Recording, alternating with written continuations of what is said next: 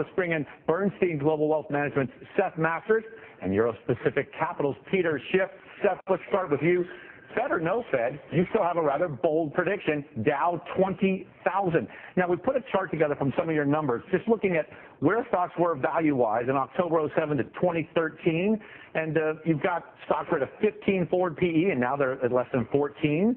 You say the debt to equity was 63% of debt way back then. Now it's only 34% debt to equity. And you point out that the yields on stocks are, a few points higher than they were in 07. But the Dow was down 180 points today. It was down 200 yesterday. Are you wrong? Well, I think days like this are good for investors because of the frenetic feeling in the market. Markets are emotional. They're about human expression of insecurity often, and today's a great example. But the underlying phenomenon that we've seen has been triggered, ironically, by a Fed statement that the economy is on track to do better than expected, that the risk of a downside event is less, which means, if anything, that our forecast that Dow will hit 20,000 by the end of the decade, I think, is even more likely.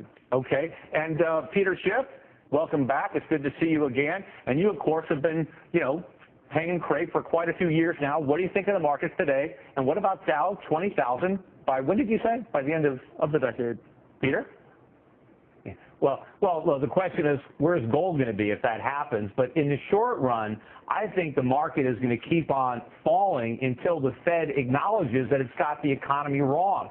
Because this whole recovery that the Fed believes it created with the QE is evaporating before it even dials it back. I think that the next thing the Fed's going to do is add to the QE. They're not going to take away the QE, but they're going to put more crack in the pipe. The market just hasn't figured that out, because if the Fed takes away the stimulus, it's basing the whole recovery on the housing market. The housing market is about to implode again and go for new lows because of rising mortgage rates and speculative buyers turning into sellers. Okay, Seth, your bullish forecast for stocks because you think the Fed continues easing, or is it because you think the economy really is healing? Very much because the economy is healing. What we're seeing is a very modest recovery that's lasted already as long as most recoveries and has the potential to last a lot longer because it's been so modest.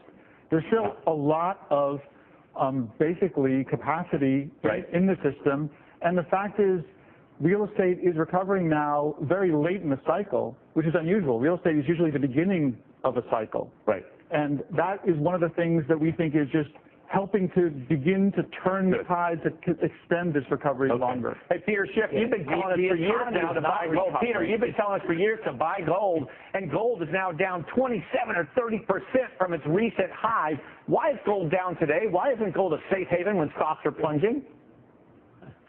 Well, people are making a mistake by selling their gold. I mean, it doesn't only go up. People are doing the wrong thing. People are misinterpreting what's happening in the economy, just like your guest is. The U.S. economy isn't recovering. It's in worse shape now than it was before the Fed began this crazy experiment. All we've managed to do with record amounts of stimulus is blow a little air back into a deflating real estate bubble, and we're calling that a recovery.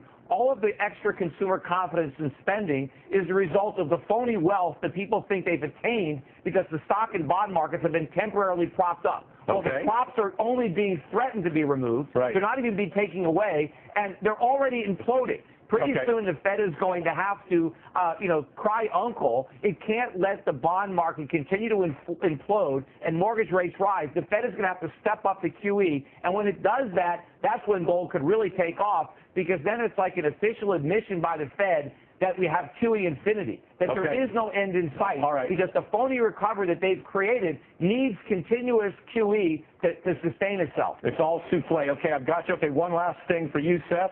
Peter Schiff and Euro Pacific been telling us to buy gold. They told us to buy it at $1,800. It's now down below $1,300. Is Peter Schiff wrong, or is he just early, and someday he is going to be right about all this? I think he's wrong. I think that gold is just a commodity. It's a volatile commodity. As we've seen in the last few years, it doesn't protect against inflation, and it doesn't even necessarily protect against market downdrafts. At least not today. And what we do see is that companies are earning record profits. That's not an illusion. And they're getting their balance sheets in great shape, and so are consumers. I think there's a lot of legs still in this market. And folks, there you have it. Dichotomy defined. Thank you very much for being with us on this very frantic day. Seth Masters and Peter Schiff.